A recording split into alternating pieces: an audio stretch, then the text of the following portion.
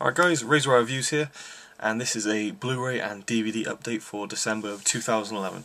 Now before I start, and there is a lot to get through, it's literally piled all around me. These are Blu-rays and DVDs that I bought in December, and I got the inspiration to do this video from Cool Duda, Sean C. Phillips, and also Robbie Webster, mainly Robbie Webster because I really like his videos. I've watched almost all of them now. I've watched all his update videos just to see what he thinks about different films, and he's got an awesome collection. So definitely check him out if you like films and just a good vlogger. Generally, he's a really cool guy. So yeah, let's try and get through this as quick as possible, basically, because I've got a lot. I'll start off with the normal Blu-rays that I have. First of all, Last Action Hero.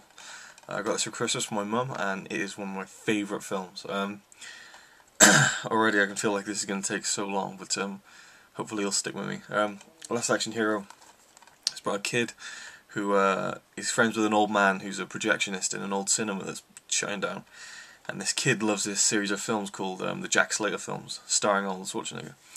And Jack Slater 4's coming out soon, and the projectionist, he asks the kid if he wants to see the film early, before the premiere. So he goes to the cinema at like midnight or something, and the old man gives him a ticket that he got from when he was a kid from Houdini, and he says, "Oh, it's just a magic ticket, but I never thought that it would work." So he gives the kid the ticket, and he's watching Jack Slater 4, and he gets transported into the film. So it's a film within a film, and Arnold Schwarzenegger as this Jack Slater character who just lives inside the film as the character and doesn't know anything about an Arnold Schwarzenegger. And it's just, oh man, Arnold Schwarzenegger is awesome in this. It's one of his best films, I think. He really sends himself up in a brilliant way. There's so many bad lines in this, but because they're meant to be bad, they're really funny.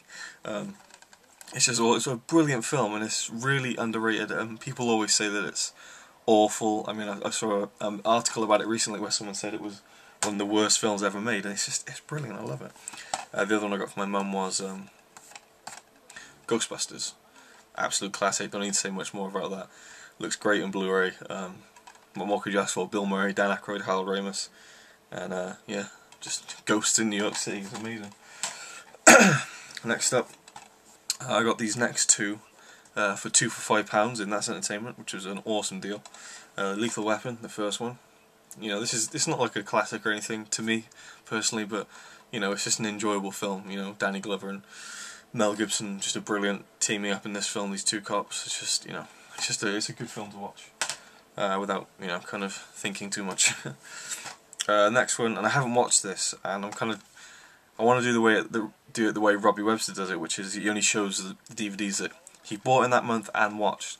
So sometimes he'll leave something that he's bought that month, because he hasn't watched it yet. But I got this anyway. It's called Candy, starring Heath Ledger, Jeffrey Rush, and Abby Cornish, and it's kind of like a kind of emotional kind of drama, and there's it's about drugs and stuff like that. But I haven't actually watched it yet, so I'll let you know what that's like. I picked it up because it was £2 on the HMV sale. Oh, and this came with Lethal Weapon, £2 for £5. It is Yes Man, Jim Carrey. Love this film. I saw it when it came out in the cinema, and I thought it was a return to form for Jim Carrey. It kind of felt like kind of one of his 90s films, but a bit more mature and not as bad as some of his other films that he's done recently, such as Fun with Dick and Jane, which we'll get to in a minute.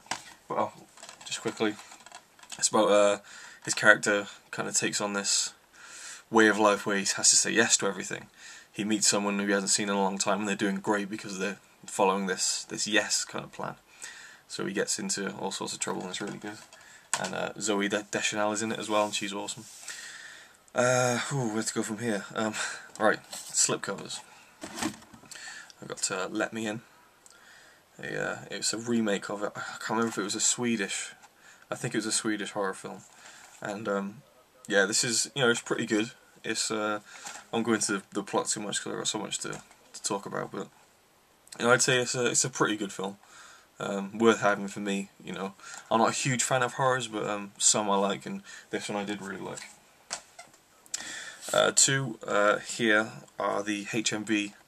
Well, they're not HMV exclusive anymore. We just found out, but they are Universal Real Heroes series, which is basically a load of Universal films being released in a kind of comic book kind of style cover. It's got like a slip cover. Get it out there. And it's the same on the DVD. And this one is the Hulk, the Eric Bana version. Eric Bana. And you know, I don't love this film, but you know, I do quite enjoy it, and I love these Real Heroes series. So I'm trying to get all of them just because I do love them. I've got quite a lot of them. I think I need about 4 more to complete the series. So I just kind of got that because I kind of enjoy the film. This one is Hellboy 2: The Golden Army, which I think I prefer Hellboy 1, but this one's really cool. I saw this in the cinema and I really enjoyed it. Ron Perlman as Hellboy is brilliant. And yeah, this film looks great on Blu-ray, and a very cool addition to the Real Hero series. Where to go from here? Steelbooks. I'll go into the Steelbooks. I really like Steelbooks, I'm trying to collect them, and this one is a French exclusive. It is The Dark Knight. Nice little silver kind of trim along the edge there, and this is embossed, kind of pops out from the cover. It's really nice. And it also includes Batman Begins. So that's really cool. I love this cover. Shame is with Steelbooks, I love it when there's just the artwork and no logos or anything, which that is almost like that apart from the Blu-ray thing. But on the back it's quite, you know, full of detail, but still I think that is really cool. I love that cover. What more can you say about Batman Begins and Dark Knight? They're two incredible films. Next one I got is Cowboys and Aliens. This one was pretty good. I think the cover is awesome. I really like that, and the back cover as well.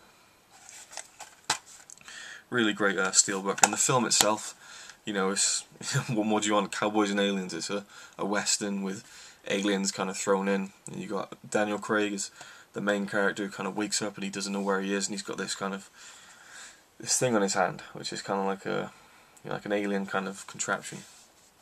And yeah, it's a pretty good film. You know, the story's not amazing or anything, but it's enjoyable enough. Harrison Ford is in it as well, and he's really good in it. It's not a film to rush out and buy, but definitely one to check out if you've got the time. The next one is Super 8. It's one of my favourite films of 2011. Really enjoyed this one. Felt like an old Steven Spielberg film. It's about a group of kids in the late 70s who are making a film on Super 8. And one night they're out filming at a train station, and this train crashes, and there's this kind of weird kind of thing going on in their town. And basically it's aliens, but which isn't spoiling anything.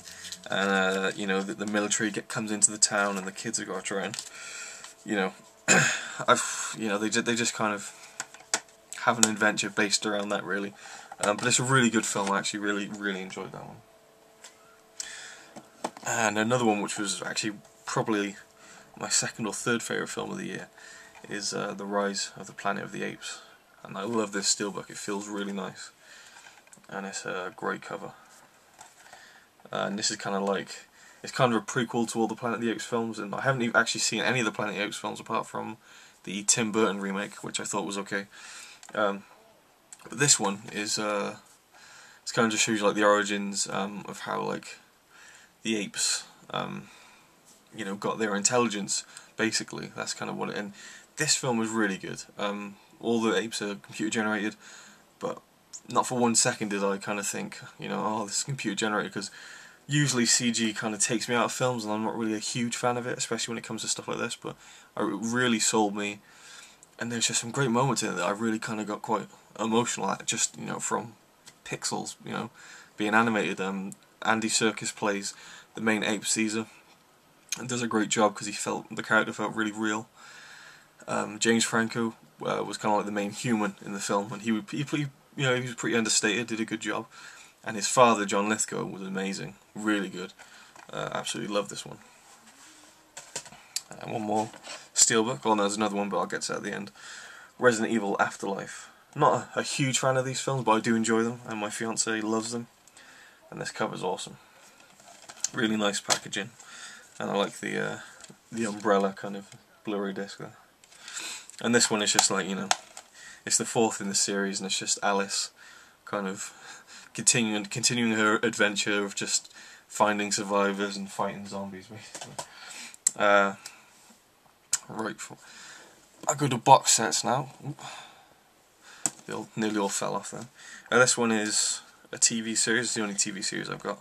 Actually, it's not. I've got some DVDs, but it is An Idiot Abroad, series 1 and 2. This is a British show featuring Carl Pilkington, who's Ricky Gervais's best friend and just one of the funniest men ever. I absolutely love him. I've listened to all their podcasts, all their radio shows at least 3 times. And when Carl finally got his own series, it was just amazing. The first series, An Idiot Abroad, he kind of travels around the world and looks at the 7 wonders of the world.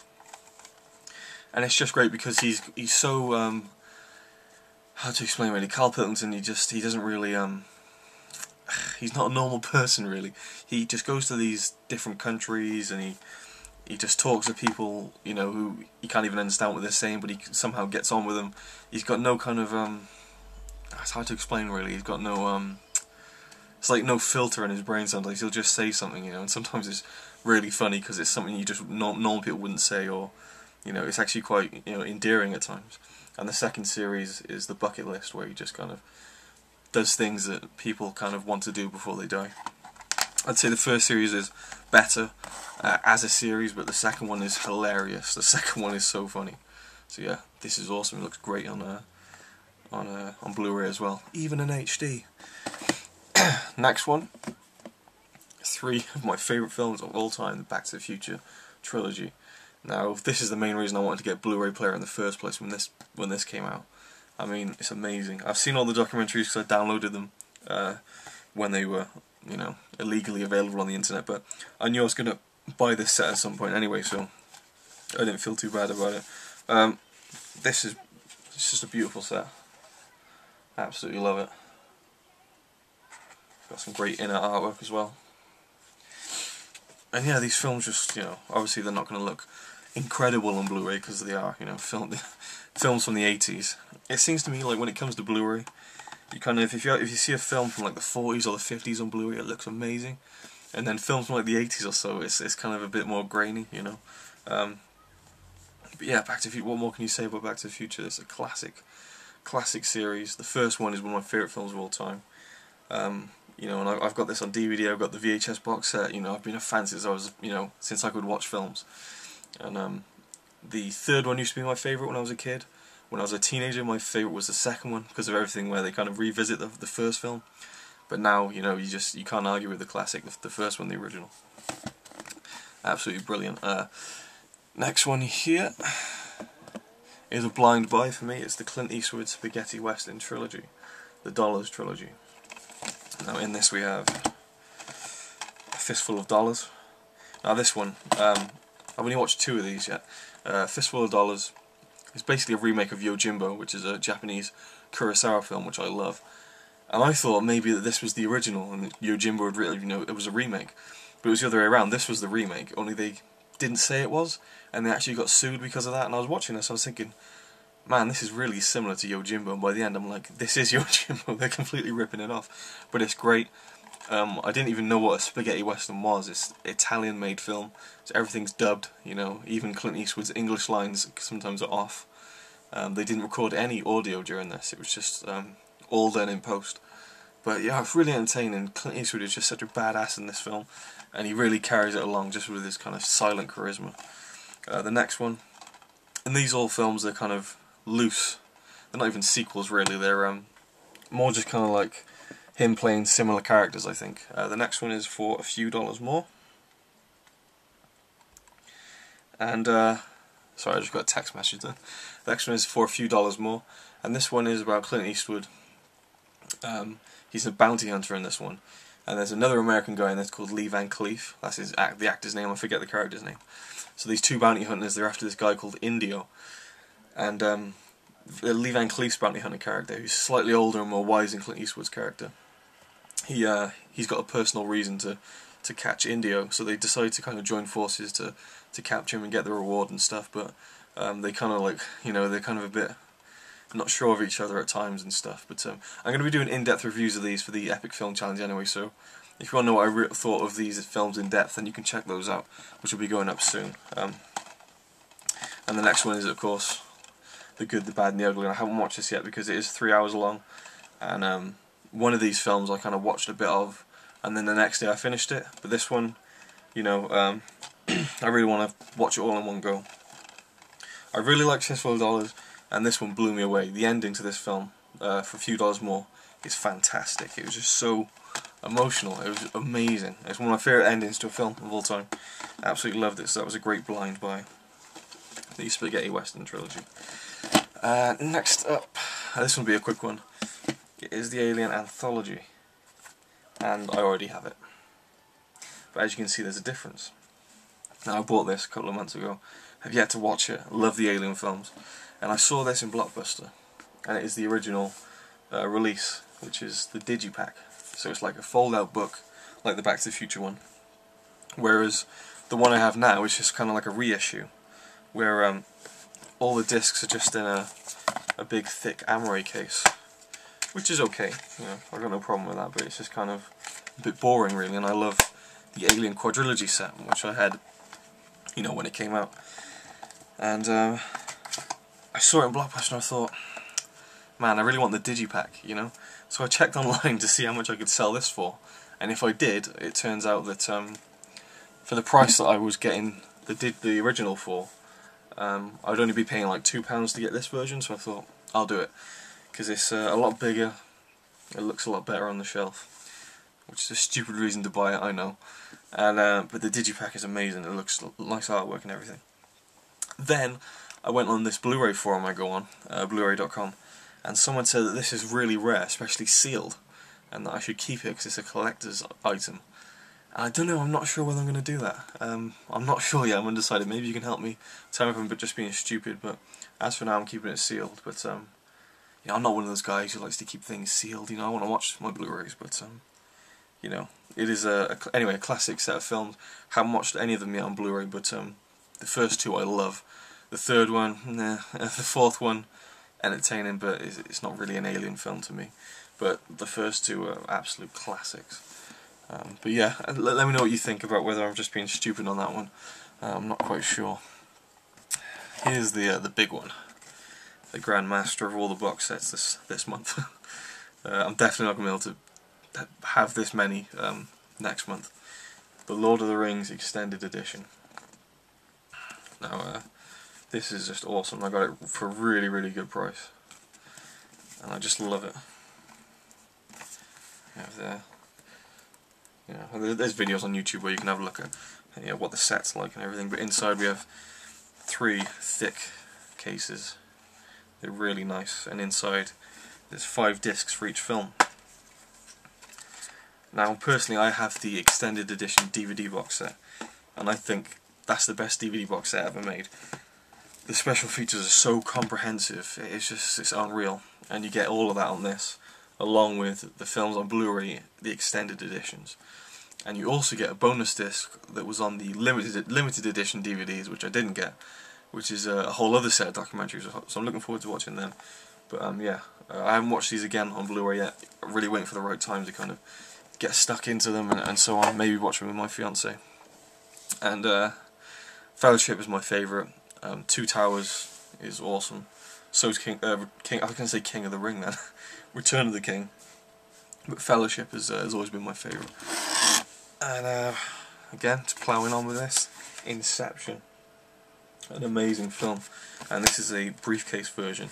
Now I bought this for my fiance, so it's technically not mine, but it's in my collection anyway. And she loved this film, and it was the first time I'd seen it.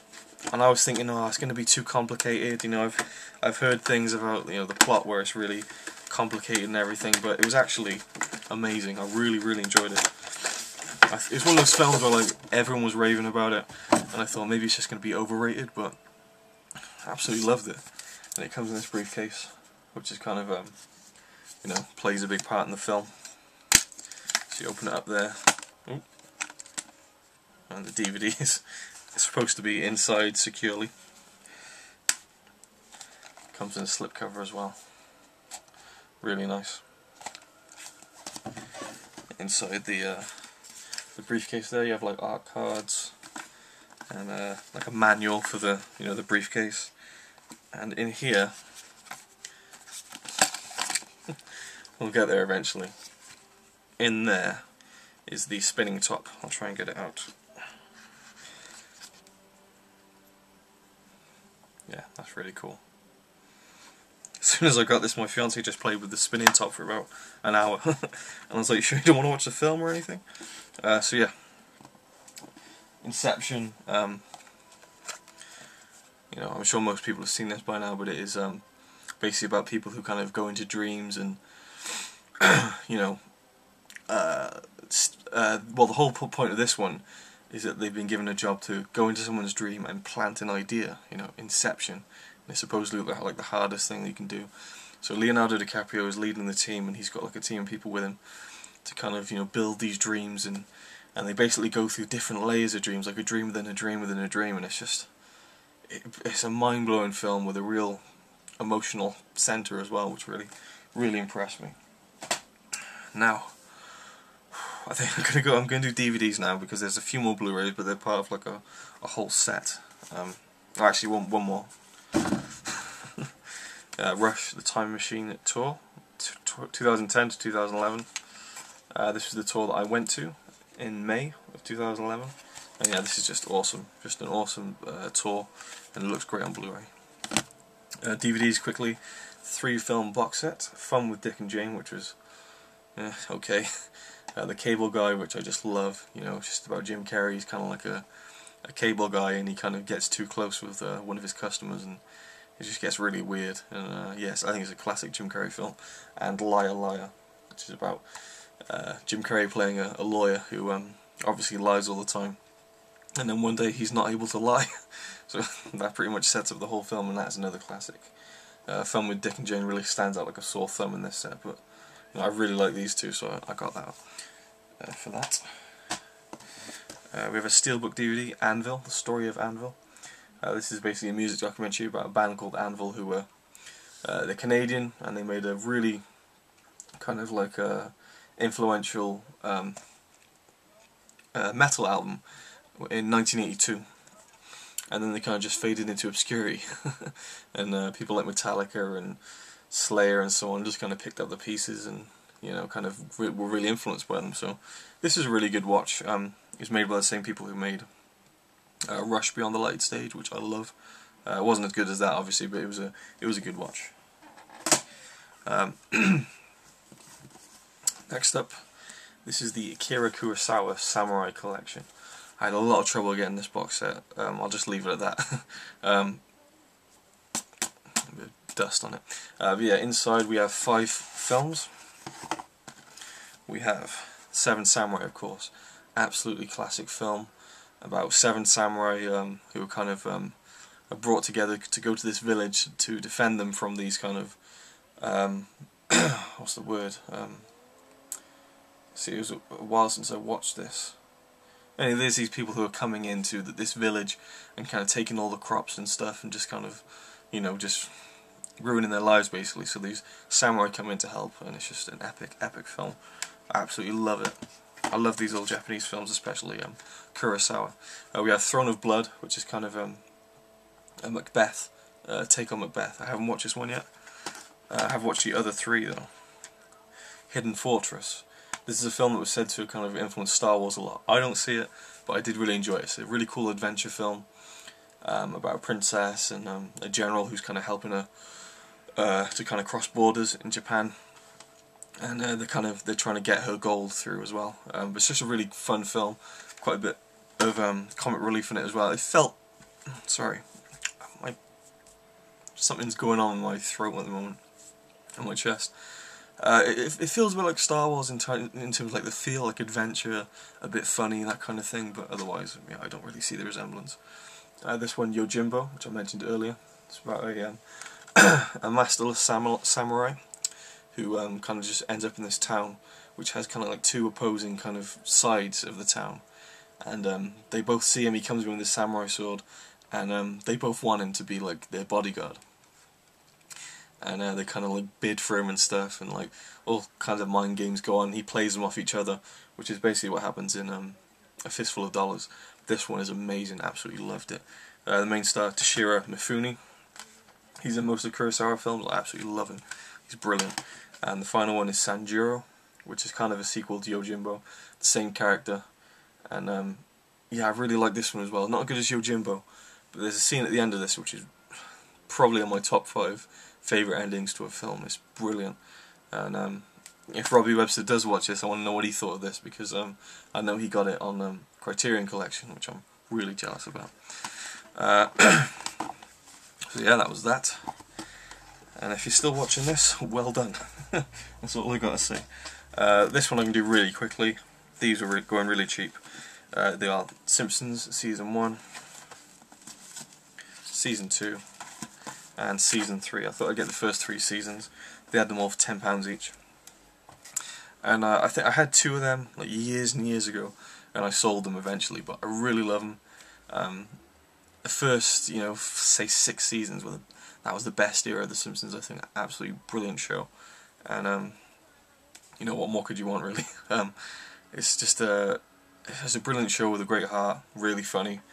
After, I'd say, round about season 9, 10, it started just becoming a bit tired and worn out, I think. But yeah, I thought I'd get the 3 first seasons because I really like the early ones. I don't think I'll get all of them at all. Oh, actually, one I forgot to mention because I'm kind of watching them now.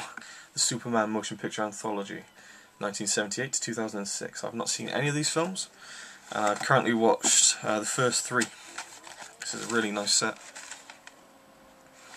It has Superman, Superman 2, Superman 3, Superman 4, and Superman Returns.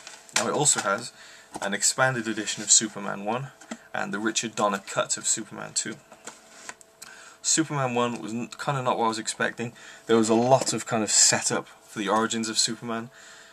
It took you about an hour before you got to Christopher Reeve being Clark Kent and Superman, and then it started to get really good. Obviously, it's the 70s, the effects don't really hold up too well on Blu-ray, especially some of the sets and stuff. And there's a model of the planet Krypton, and it's just like, really looks like a model because it's high definition. It wasn't that detailed, the miniature, so you could really see that it was a miniature, and I was like, oh, and I was trying to like squint a bit to just kind of get carried away with but I really was just like, that's bad. But yeah, I enjoyed the first one. It wasn't great, but yeah, it was just really enjoyable, I'd say. The second one I loved. Really loved the second one, mainly because Christopher Reeve is in it from the get-go, and there's a lot going on. These films were kind of not what I expected, but I really enjoyed them at the same time. Superman 3, I really enjoyed that one as well, but it's kind of like, it went a bit too campy, I think. A bit too kind of like, hey, like the first 5 or 6 minutes of the film was just this sequence where people are going around in the street like blind, and like, oh, things are happening and people are falling down holes, and oh god, like it's just really like, why are they doing this? And I've heard that 4 is even worse, but so far I've enjoyed them, and the extras on the set are amazing. You got all the old 40s and 50s Superman cartoons. There's the first Superman feature film, which is now along, from 1951. So that's great extras on that set. Now I have another stack, and they're actually the Harry Potter films. And I think I'm going to make a part 2, because I feels like I've been talking for so long. So I'm going to do a part 2 for this December update. So hopefully you'll watch that too if you've watched this one. But it's going to be a really good one if you like Harry Potter, which I do. And yeah, so check that out if you got some time, and hopefully you enjoyed this video. Let me know what you thought. Any suggestions, you know, maybe I should talk more, talk less, anything. And yeah, check out Robbie Webster. I'll throw a link up here. And yeah, he's a really cool guy. And also, I forget his name now, but I'll put a link to another really great guy for films. And Robbie Webster kind of linked me to him. I forget his username, but I think his name's Ryan, and he does really great films. Really great videos about films. So I'll leave his link, say, here. Okay, so check those 2 guys out, and yeah, check out part 2 as well if you can. Thank you for watching.